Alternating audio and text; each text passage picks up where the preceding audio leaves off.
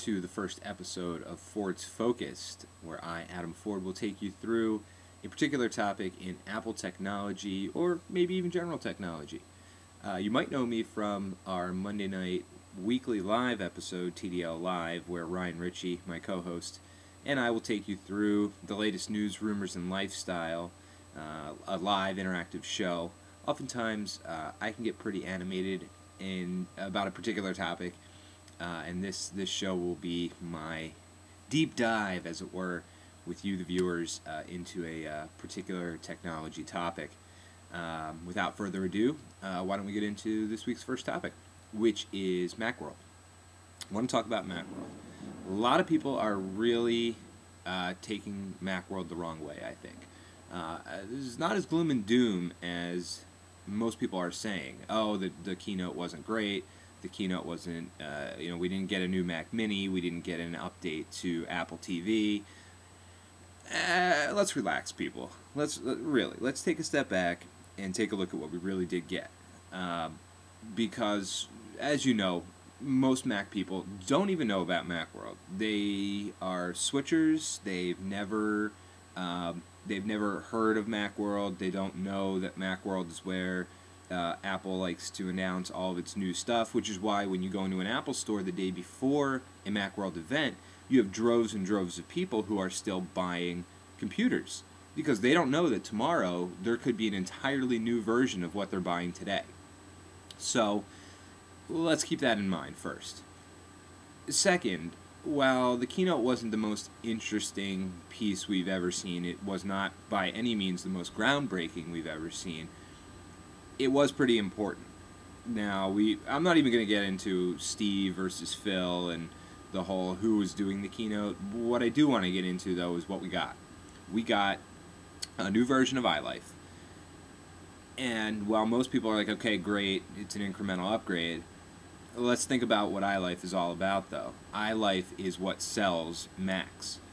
You walk into an Apple store, I guarantee that you will find a Mac specialist demoing some aspect of iLife, whether it be iPhoto, iMovie, making a website in a matter of minutes.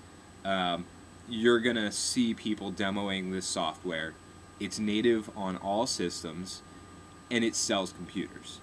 So the incremental upgrade, while at Macworld and a Keynote might not seem that exciting, it's pretty important. It's pretty important, and let's not lose sight of that. Now, could we have gotten an incremental upgrade to iLife at another time? Sure, of course we could have. But let's just keep it in perspective that what the iLife releases that we did get and the upgrades that we did get to iMovie and iPhoto are pretty big in the grand scheme of things, and are going to keep the Mac as an out of the box solution leaps and bounds ahead of Windows and Linux. So we got that. We also got I'm not even gonna get into iWork, because I don't think that iWork is too big a deal. It's not native. You have to pay for it. Not as big a deal as iLife from my perspective.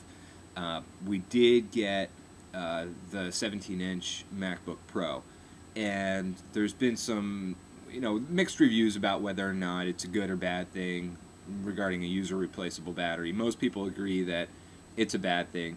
I have mixed feelings about it. So I can see how people would think that it's not so good, because if I'm traveling or what have you, I don't have the option to swap out a battery for another one. I have to charge it somehow, so I don't have the option. The on-the-go solution is pretty weak. But let's think about it. It's a 17-inch notebook. It's the biggest notebook that you can get from Apple. If you're a road warrior, or if you're traveling a heck of a lot, you're probably not going to be using the 17-inch MacBook as your travel solution. Now, I'm not saying that nobody does it, and I'm sure that there will be third-party vendors offering up power solutions for the 17-inch notebook. But when it comes down to it, I think if you're a road warrior, you're probably going to grab a 13-inch MacBook with a replaceable battery. So let's not get too excited about the fact that we can't replace it. But I think what we should get excited about is the fact that Apple has really developed a really good battery technology for the MacBook. Now, my esteemed counterpart on TDL Live, Ryan, will tell you, of course, you're going to get 3 times as much juice out of the thing. It's way bigger, and he's got a point. He's got a point. I'm not going to argue with him there.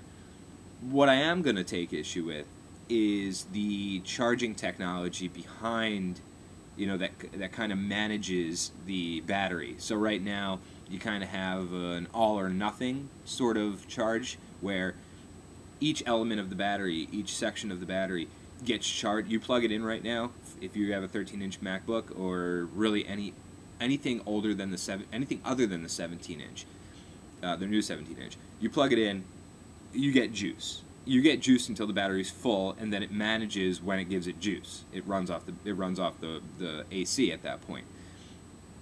And every section of the battery gets the juice. Right now, that's how it works. So you get the 17-inch, and you all of a sudden have this battery management piece of the puzzle where you've got the battery taking charge as it needs it in different sections. So each section of the battery, kind of talks back to the chip and says, "Yep, I need charge. Give me some juice. Okay, I'm good. I don't need juice anymore. But this part over here needs juice." So I think that piece of the puzzle is pretty cool. I think it's a step in the right direction.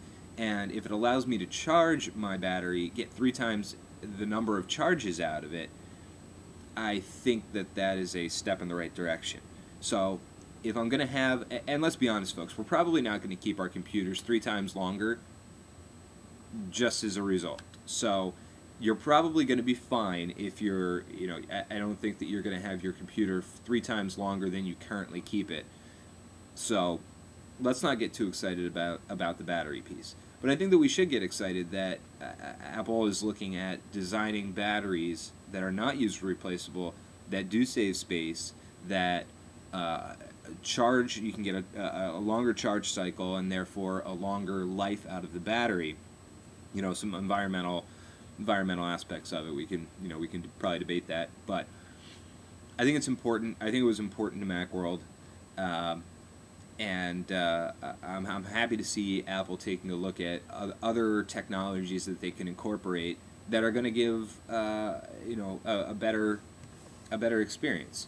And I think that, and I don't think anybody would argue that getting 3 times charge out of your battery is a bad thing. So I think that's another big piece of Macworld. Those are probably the 2 that I would highlight, saying Macworld isn't as bad as you thought. You didn't get a Mac Mini. You didn't get an Apple TV. And would it have been more exciting if you had? Yeah, probably would have.